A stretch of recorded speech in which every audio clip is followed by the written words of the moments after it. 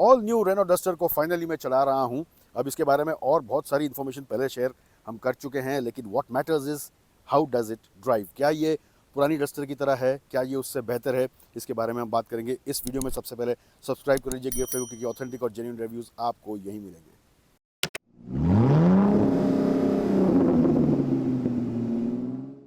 तो जैसे मैंने आपको पहले बताया है और आपने और भी इन्फॉर्मेशन गैदर की होगी इंटरनेट से, कि जो इसके लुक्स हैं ये काफ़ी अच्छे हैं। दिस लुक्स वेरी डिफरेंट, बहुत ही मॉडर्न है, स्टाइलिश है। जैसे आप देख सकते हैं स्लीक लाइंस हैं सब जगह, और एट द सेम टाइम ये चंकी भी है, ओवरडन डिज़ाइन नहीं है। यहाँ ग्रिल पे आपको डस्टर की एक बैजिंग मिल जाएगी बहुत बड़ी, which is different from the international duster. वहाँ पे रेनो लिखा हुआ है, यहाँ पे आपको डस्टर मिलेगा। इसका बोनट भी जो है बहुत ही मस्क्यूलर लगता है with these grooves over here. And जैसे मैंने पहले बताया कि ये स्लीक भी लगती है, at the same time Chunky भी लगती है, ओवरडन डिज़ाइन नहीं है। इवन व्हील आर्चेस को अगर आप देखें तो ये भी बहुत ज़्यादा ओवरडन नहीं है, सटल है काफ़ी। And the eighteen inch alloy wheels also look pretty neat. Side से भी काफ़ी स्टाइलिश लगती है, और ख़ास तौर से सी पिलर का जो डिज़ाइन है ये आपको पुरानी डस्टर की याद ज़रूर दिलाएगा। यहाँ पे आपको रूफ रेल्स भी मिलते हैं। अब कंपैरिजन के तौर पे देखें तो लेंथ जो है इसकी ये 4346 है, जो Hyundai क्रेटा से थोड़ी सी ज़्यादा है। प्लस इसका जो व्हील बेस है ये 2657 का है। कंपैरिजन के तौर पे Hyundai क्रेटा का जो व्हील बेस है ये 2610 का है। तो लेंथ में और व्हील बेस में ये क्रेटा से ज़्यादा है। This is just for comparison purpose, लेकिन देखने में ये काफ़ी कॉम्पैक्ट लगती है। और इसका रीज़न ये है कि इसके जो ओवरहैंग्स हैं ये बहुत ही छोटे हैं। तो ओवरहैंग नहीं है ज़्यादा, इसलिए ये देखने में कॉम्पैक्ट लगती है, बट एक्चुअली काफ़ी बड़े साइज़ की है ये। पीछे की डिज़ाइन भी काफ़ी स्टाइलिश है, फ्रंट की तरह बहुत ज़्यादा ओवरडन नहीं है। यहाँ पे आपको कनेक्टेड एलईडी टेल लैंप्स मिल जाते हैं। डस्टर की बैजिंग यहाँ पे भी बड़ी है, और ख़ास बात यह है कि यहाँ पे आपको जो इसका टेल गेट है ये पावर्ड मिलता है, and this is a very unique thing in this segment. जो बूट है इसका ये 518 लीटर्स का है, जो कंपैरिजन के तौर पे क्रेटा से और सेल्टोस से ज़्यादा बड़ा है। 518 लीटर जो है ये इसके पार्सल शेल्फ तक का मेजरमेंट है, और अगर रूफ तक देखें तो ये ऑलमोस्ट 700 लीटर्स का हो जाता है। सो बूट काफ़ी बड़ा है इसका, स्पेशियस बहुत है, and this is also helpful. अब इंटीरियर्स की बात करें तो this feels like a proper drivers car. मुझे इसका स्टीयरिंग व्हील बहुत पसंद है। इसका शेप जो है this is very very sporty, feels also good to hold. Finishing भी बहुत अच्छी है इसके लेदर की, और यहाँ पे आपको कंट्रोल्स बहुत सारे मिल जाते हैं यहाँ पे फ्रंट में। एंड इसके अलावा यहाँ पे एक साइड में भी एक स्टॉक दिया है, जैसे पहले डस्टर में आता था और रेनो की दूसरी गाड़ी में आता था, जहाँ पे आप ऑडियो के कंट्रोल्स कर सकते हैं यहाँ से adjust. So this is very very convenient. Stocks की जो क्वालिटी है ये भी बहुत ही अच्छी लग रही है, well built. And what I like is the layout. जो इसका ड्राइवर इन्फॉर्मेशन का स्क्रीन है, जो इंफोटेनमेंट का स्क्रीन है, ये थोड़ा सा टिल्टेड है ड्राइवर की तरफ, और यहाँ पे भी आप देखेंगे ये भी थोड़ा सा टिल्टेड है। So this gives you a very much of a cockpit type of a feel. तो दिस इज़ वेरी नाइस। यहाँ पे डिस्प्ले भी आप चेंज कर सकते हैं। अब ये जो स्क्रीन है इसका जो डिस्प्ले है आप चेंज कर सकते हैं इस बटन से। एंड यहाँ पे आप देख सकते हैं नेविगेशन भी आपको यही ड्राइवर इन्फॉर्मेशन स्क्रीन पे ही नज़र आता है, apart from the infotainment touch screen. और इसे आप चेंज कर सकते हैं जो डिस्प्ले है इस तरह से। यहाँ पे आपको एडएस जो एडेप्टिव क्रूज कंट्रोल है उसका भी आपको डिस्प्ले यहाँ पे दिख जाता है। इसके अलावा ये एक सिंपल डिस्प्ले है, then you get tachometer display here. तो ये काफ़ी हेल्पफुल है, और जो टैकोमीटर का डिस्प्ले है ये आपको हेल्प करता है अच्छी फ्यूल इकोनॉमी अचीव करने में भी। यहाँ पे आप देखिए अगर आप 2500 आरपीएम के नीचे हैं तो आप इको मोड में हैं, so this display is that. तो ये भी काफ़ी हेल्पफुल है। और अच्छी बात मुझे ये लगी कि इसमें गूगल मैप्स जो है ये बिल्ट इन आता है इसके इंफोटेनमेंट सिस्टम में ही। आप अगर पेयर ना भी करें विथ योर एंड्रॉयड ऑटो और एप्पल कारप्ले, तब भी आप नेविगेशन यानी गूगल मैप्स इसमें देख सकते हैं, गूगल असिस्टेंट भी इसमें आता है। So this is a very good feature. इसके डैशबोर्ड का जो लुक है ये काफ़ी डिफरेंट है और बहुत स्पोर्टी लगता है। यहाँ पे आपको डिफरेंट टेक्सचर्स मिल जाएंगे। टॉप में आपको हार्ड प्लास्टिक मिल जाएगा थोड़ा सा, बट इसकी फिनिशिंग काफ़ी अच्छी है। यहाँ पे कार्बन फाइबर मिल जाएगा, यहाँ पे ब्रश्ड एल्यूमिनियम फिनिश है, और यहाँ पे आपको फॉल लेदर का एक फिनिश मिल जाता है विथ नाइस स्टिचिंग। और डस्टर का जो बैज है यहाँ पे ये भी एम्ब्रॉयडर्ड है, डस्टर का लोगो। प्लस ओवरऑल मुझे इसकी फिट एंड फिनिश अच्छी लगी है। शार्प एजेस नहीं है कहीं पे, जो कट्स हैं यहाँ पे विंडो एरिया में for the beading and all, वो भी काफ़ी नीटली और फाइनली किया गया है। That is a very good thing. कहीं पे आपको शार्प एजेस भी नहीं मिलेंगे। सीट इसकी काफ़ी अच्छी लगी है मुझे, देखने में तो अच्छी है ही है। The design is good, the colour theme is very nice, बोल्स्ट्रिंग भी काफ़ी अच्छी है, कंफर्ट आपको अच्छा देता है। आई लाइक द हेडरेस्ट, जिस तरह से ये स्कल्प्टेड वे में है, ये बहुत ही अच्छा लगता है देखने में। Plus everything is in reach. यहाँ पे आपको फिजिकल बटन्स मिल जाते हैं, जो सबसे अच्छी बात है, and I really like this. AC के कंट्रोल्स जो हैं, आपको फिजिकल कंट्रोल्स यहाँ पे मिल जाते हैं। और अगर पैसेंजर को वॉल्यूम एडजस्टमेंट करना है तो यहाँ पे स्क्रीन के टॉप पे बटन दिए गए हैं, स्क्रीन ऑन ऑफ के लिए भी और वॉल्यूम एडजस्टमेंट के लिए भी। Easy to reach buttons, and this is a very good thing. यहाँ पे आपको स्टोरेज के लिए जगह मिल जाती है, वायरलेस फ़ोन चार्जर है, 2 सी USB के पोर्ट्स हैं यहाँ पे, 12 वोल्ट्स का सॉकेट भी है, तो multiple options over here. Armrest भी दिया हुआ है जो काफ़ी कंफर्टेबल है, ये एडजस्ट भी होता है, प्लस इसमें एक छोटा सा स्टोरेज बॉक्स भी है। डोर पैड्स की बात करें तो यहाँ पे स्टोरेज जगह काफ़ी है, आप देख सकते हैं, बॉटल्स अच्छी तरह आ सकती हैं और भी काफ़ी सारा सामान आ सकता है, तो यूटिलिटी पॉइंट ऑफ व्यू से भी quite good. The glove box is also decently big, काफ़ी जगह है इसके ग्लव बॉक्स में भी। अब पीछे की बात करें तो यहाँ पे इसका जो डोर है ये काफ़ी वाइड ओपन होता है, 90 डिग्री नहीं है लेकिन you can say close to 80 degree ये ओपन होता है। ये जो स्पेस है ये थोड़ा सा लिमिटेड है, बट ठीक है, बहुत ज़्यादा प्रॉब्लम नहीं है इंग्रेस में, और गाड़ी बहुत ज़्यादा टॉल भी नहीं लगती है अंदर बैठने में। अब एक बात आप नोटिस करेंगे कि आपको यहाँ पे नी रूम एडिक्वेट मिलता है। आगे की सीट मैंने अपने हाइट के हिसाब से एडजस्ट की है, 5 फुट 10 इंच मेरी हाइट है, एंड इस तरह का आपको स्पेस मिलता है। Under thigh support is decent, not great, बहुत कम भी नहीं है, बहुत हल्का सा है, थोड़ा और बेटर हो सकता था ज़रूर, लेकिन नी रूम आपको अच्छा मिलता है। So this is pretty nice. और एक अच्छी बात लगी कि इसका जो बैक रेस्ट का जो रिक्लाइनिंग एंगल है ये काफ़ी अच्छा है, बहुत ज़्यादा अपराइट नहीं है, तो this is a quite a comfortable position you can get. यहाँ पे कोई ब्लाइंड आपको नहीं मिलता है इसमें।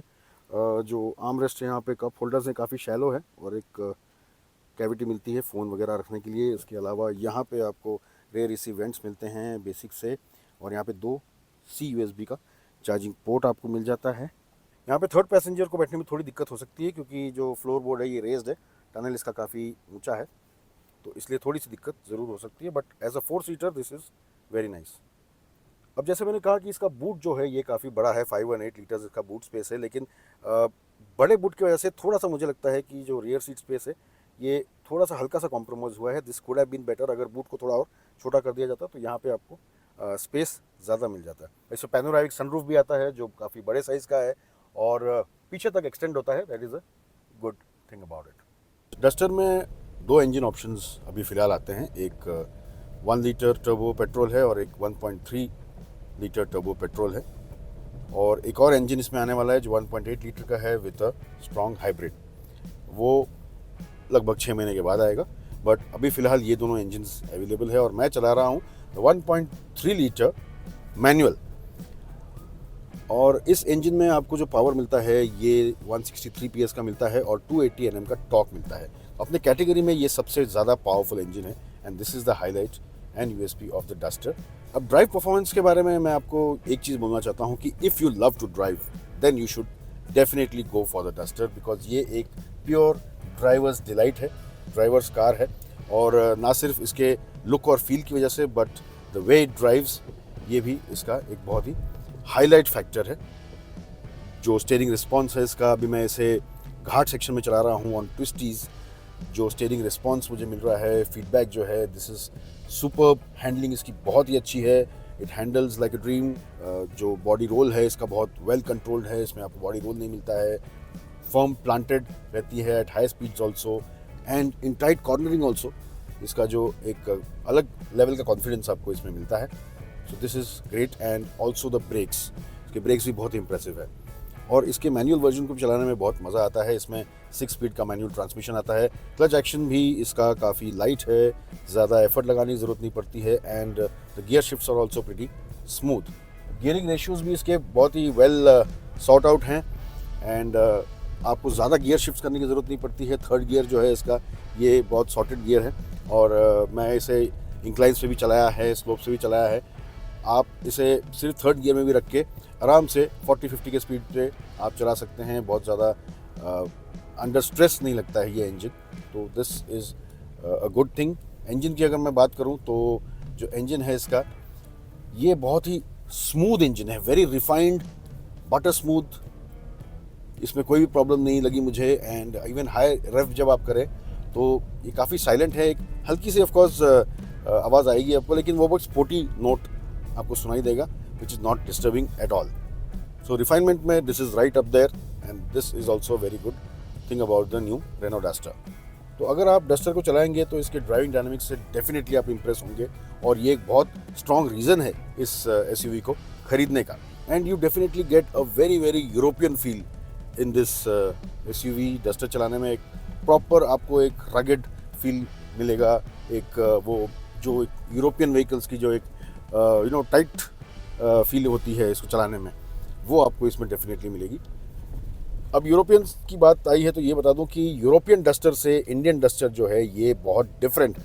इनफैक्ट ये ऑलमोस्ट 90% डिफरेंट है from the European duster in a good way, not in a bad way.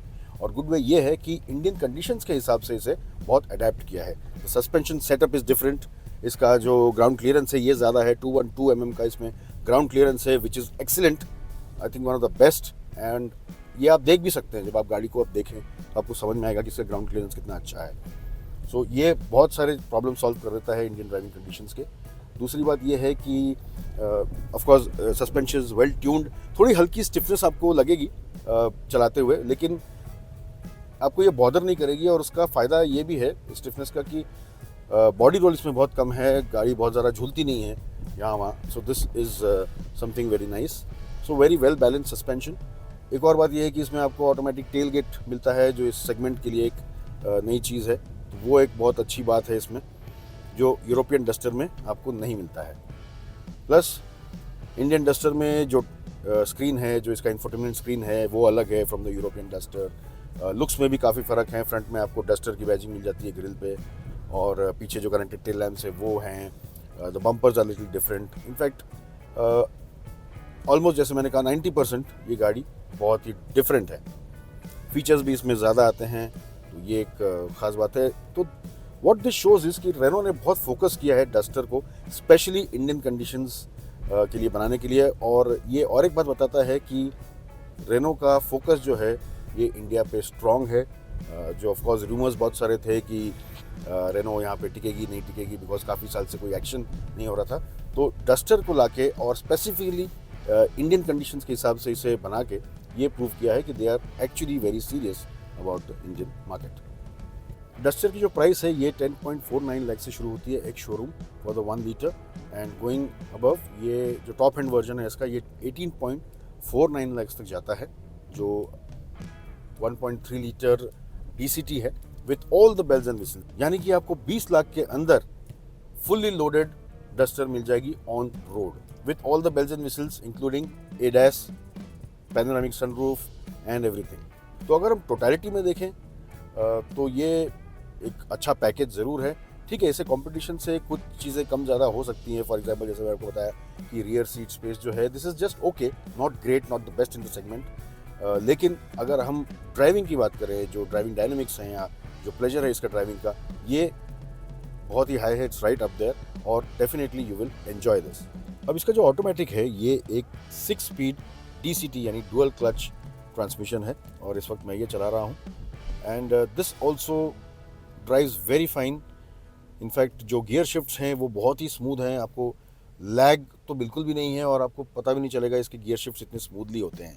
Plus ये गियर बॉक्स क्विक भी है। अगर आपको एक सडन एक्सेलरेशन चाहिए फ्रॉम स्टैंड स्टिल या फिर वाइल ओवरटेकिंग, तो जो गियर्स का किक डाउन होता है बहुत क्विक है वो, और चलाने में बहुत प्लेजरेबल भी है। तो मुझे ये लग रहा है कि इसका मैनुअल एंड DCT ये बोथ जो यूनिट्स हैं बहुत अच्छे हैं। इट डिपेंड्स अपॉन यू कि आपका प्रेफरेंस क्या है। अगर आप ज़्यादा बजट कॉन्शियस हैं and you prefer manual, then definitely the manual is the one for you. लेकिन अगर आपको एक स्ट्रेस फ्री ड्राइविंग चाहिए and of course budget is not a constraint, then you can go for the DCT। My recommendation is go for the DCT. This is a much more pleasurable drive. तो ये थी कुछ बातें about the all new Renault duster.